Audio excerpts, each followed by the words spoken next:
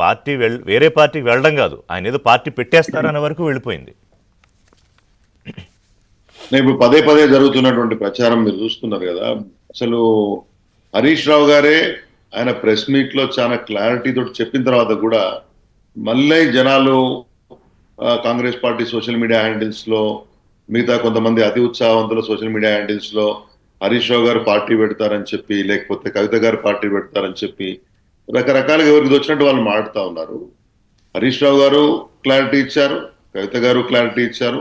Overall గా ఒక రాజకీయ పార్టీలో వాళ్ళందరూ కూడా కుటుంబ సభ్యులు అయినప్పటికీ కూడా ఫ్రమ్ ది బిగినింగ్, అంటే ఉద్యమ స్థానం నుంచి మొదలు పెడితే, ఆ కాలం నుంచి మొదలు పెడితే నేటి వరకు పార్టీలో, ప్రభుత్వంలో, ప్రజల్లో యాక్టివ్ గా ఉన్నారు. వాళ్ళ contribution in the past 10 years of development of Telangana, అంతకుముందు అజిటేషన్ లో వాళ్ళ పాత్ర వాళ్ళు నిర్వహించిన మీదట కూడా అనేక సార్లు ప్రజా జీవితంలో కేటీఆర్ గారు కానీ, హరీష్ రావు గారు కానీ గెలిచొచ్చి వాళ్ళ పాత్రలు సమర్థవంతంగా నిర్వహించిన తర్వాత పార్టీ క్యాడర్ లో, ప్రజల్లో పట్టునటువంటి నాయకులుగా నిరూపించుకున్న తర్వాత కూడా ఏదో రకరకాల ప్రయత్నాలు ఇవాళ కాంగ్రెస్ పార్టీ కానీ మిగతా పార్టీలు చేస్తున్నట్టు కనబడతా ఉంది.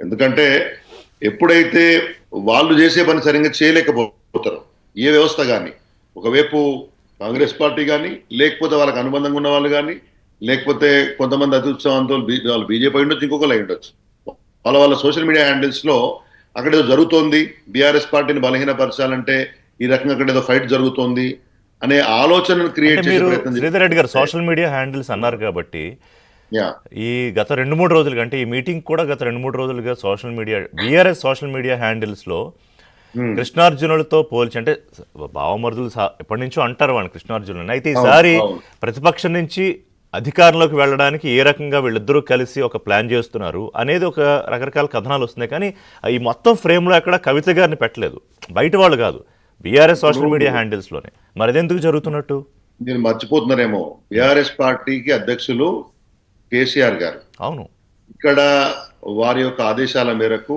వారి యొక్క వ్యూహం మేరకు, వారి సూచనల మేరకు అందరూ పనిచేస్తూ ఉంటారు. మిగతా వాళ్ళు అన్ని స్థాయిలలో, కేటీఆర్ గారు వర్కింగ్ ప్రెసిడెంట్ గా వారి బాధ్యతలు నిర్వహిస్తారు.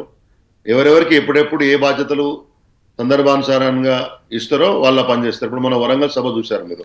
వరంగల్ నాయకత్వ బృందానికి ఆ సభా నిర్వహణ బాధ్యతలు అప్పచెప్పారు. మిగతా చోట్ల వేరు పనులు మిగతా వాళ్ళకి అప్పచెప్పారు. ఎవరి పని వాళ్ళు చేశారు. సభ బ్రహ్మాండంగా విజయవంతం అయిపోయింది. నేను ఏమంటున్నానంటే, ఇక్కడ ఏదో కందకులేని దురద కత్తిపీటలాగా చాలా మంది ఉత్సాహపడుతున్నారు, ఇష్టం వచ్చినట్టు వాళ్ళు మాటలు మాడుతూ ఉన్నారు. వాళ్ళ యొక్క ఉత్సాహాన్ని మేము కాదనట్లేదు. ఎందుకంటే వాళ్లకు మా గురించి, భారత రాష్ట్రం గురించి మాడకపోతే పని జరగదనే ఆలోచన ఉన్నవాళ్ళు, లేకపోతే వాళ్ళ వైఫల్యాన్ని కప్పుచ్చుకోవడం కోసం ఈ అంశాలను సృష్టించే వాళ్ళ యొక్క బాధ మాకేంటో తెలుసు.